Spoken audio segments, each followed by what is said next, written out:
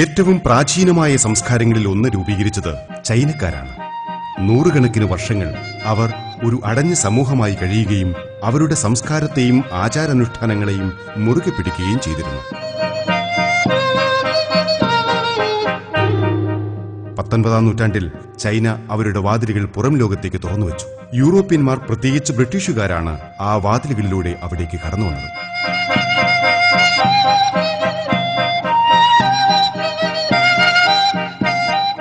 കച്ചവട ആവശ്യങ്ങൾക്കാണ് യൂറോപ്യന്മാർ വന്നതെങ്കിലും അവർ അവരുടെ സംസ്കാരവും ആ രാജ്യത്തേക്ക് കൊണ്ടുവരാൻ ആരംഭിച്ചു.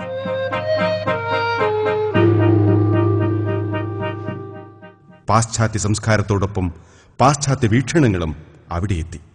അത്തരമൊരു വീക്ഷണമാണ് ഡാർവിന്റെ പരിണാമ സിദ്ധാന്തം.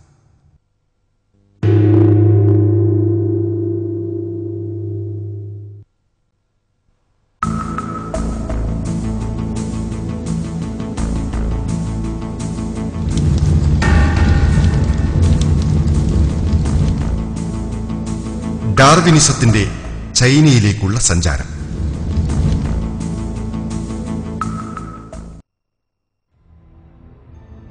ഡാർവിന്റെ ഒറിജിൻ ഓഫ് സ്പീഷീസ് പ്രസിദ്ധീകരിക്കപ്പെട്ടതിന് 36 വർഷങ്ങൾക്ക് ശേഷം 1895 ചൈനീസ് ഭാഷയിലേക്ക് അത് മൊഴിമാറ്റം ചെയ്യപ്പെടുകയും ചുരുങ്ങിയ കാലയളവിനുള്ളിൽ തന്നെ രാജ്യത്തെ ബുദ്ധിജീവികൾക്കിടയിൽ വൻ പ്രചാരം നേടുകയും ചെയ്തു.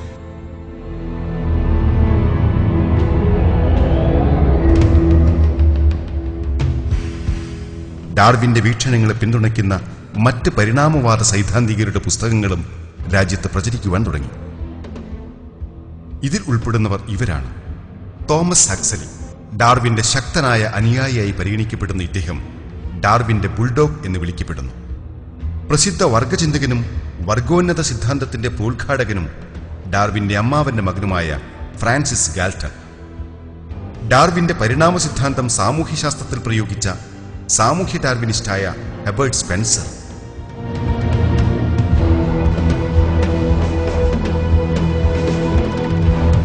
ഈ ചിന്തകരുടെ പൊതു സവിശേഷത ഇവർ മനുഷ്യനും മറ്റു ജീവജാലങ്ങളും നിരന്തരമായ സംഘർഷാവസ്ഥയിലാണെന്നും ഇതാണ് അവ പരിണമിക്കുന്നതിന്റെ കാരണമെന്നുമുള്ള ഇവരുടെ വിശ്വാസമാണ്.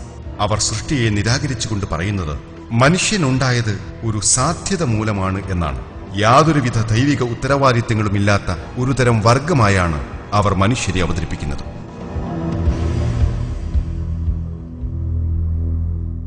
ഡാർവിനിസ്റ്റ് ചിന്തകളും ഈ രീതിയിൽ സമൂഹത്തിൽ പടർന്നു പിടിച്ചപ്പോൾ മറ്റു രാജ്യങ്ങളിലെന്ന പോലെ ചൈനയിലും ഇത് സാമൂഹ്യ അരക്ഷിതാവസ്ഥയ്ക്കും അസ്വസ്ഥതകൾക്കും സംഘർഷങ്ങൾക്കും കാരണമായി.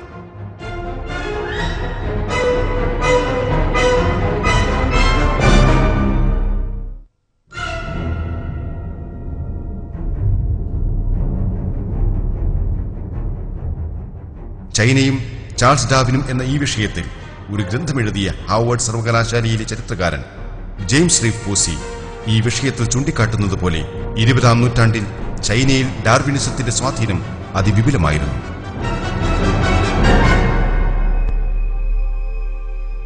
പോസിയുടെ വീക്ഷണത്തിൽ ചൈനീസ് ബുദ്ധിജീവികളുടെ ഇടയിൽ ഡാർവിനിസം അപാരമായ സ്വാധീനം ചെലുത്തിയിരുന്നു.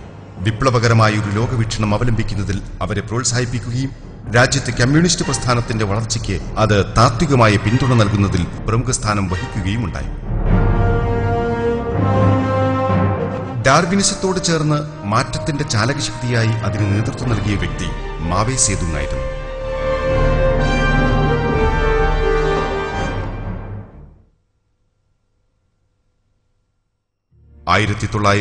കളിൽ വിദ്യാർത്ഥിയായിരിക്കെയാണ് മാവോയുടെ രാഷ്ട്രീയ തത്വശാസ്ത്രം രൂപം കൊള്ളുന്നത്. ഫാൻഗായിൽ വെച്ച് പരിചയപ്പെട്ട അന്നത്തെ കമ്മ്യൂണിസ്റ്റ് പാർട്ടിയുടെ ജനറൽ സെക്രട്ടറി ചെൻ ഡ്യുക്സ്യു മാവോയെ മാർക്സിസവും ഡാർവിനിസവും പഠിപ്പിച്ചു. ഡാർവിനിസത്തോടുള്ള ആഭിമുഖ്യമായിരുന്നു ഡ്യുക്സ്യുവിന്റെ സ്വഭാവത്തിന്റെ സവിശേഷത.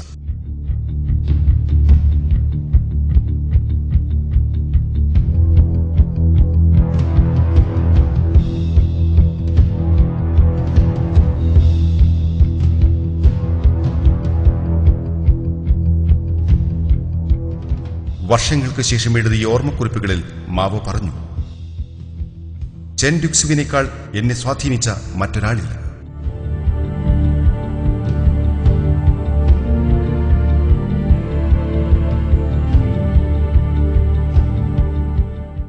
യുവാവായ മാവോ കമ്മ്യൂണിസ്റ്റ് പാർട്ടിയിലെ നേതൃനിരയിൽ പ്രമുഖനായി മാറി.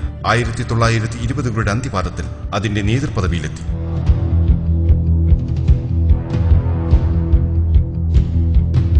ഡാർവിനിസത്തോട് അടുപ്പം പുലർത്തിയിരുന്ന ചിയാങ് കൈഷക്കിന്റെ നേതൃത്വത്തിലുള്ള കേന്ദ്ര സർക്കാരിനെതിരെ മാവോയുടെ നേതൃത്വത്തിൽ ചൈനീസ് ഗറില്ലകളുടെ ഒരു നീണ്ട യുദ്ധം അരങ്ങേറി. ഡാർവിനിസത്തോട് ഏറെ ആഭിമുഖ്യമുണ്ടായിരുന്ന ഇവർക്കിടയിലെ വ്യത്യാസം മാവോ ഒരു കമ്മ്യൂണിസ്റ്റും ചിയാങ് കൈഷക് ഒരു ഫാസിസ്റ്റും എന്നത് മാത്രമാണ്. രണ്ടാം ലോകമഹായുദ്ധകാലത്ത് മാവോയുടെയും ചിയാങ് കൈഷക്കിന്റെയും സേനകൾ തമ്മിൽ ജപ്പാൻ അധിനിവേശത്തിനെതിരെ പോരാടുന്നതിന് ഒരു താൽക്കാലിക കൂട്ടുകെട്ടുണ്ടായെങ്കിലും യുദ്ധം അവസാനിച്ചപ്പോൾ മുതൽ തന്നെ പരസ്പരം അവർ വീണ്ടും പോരടിച്ചു.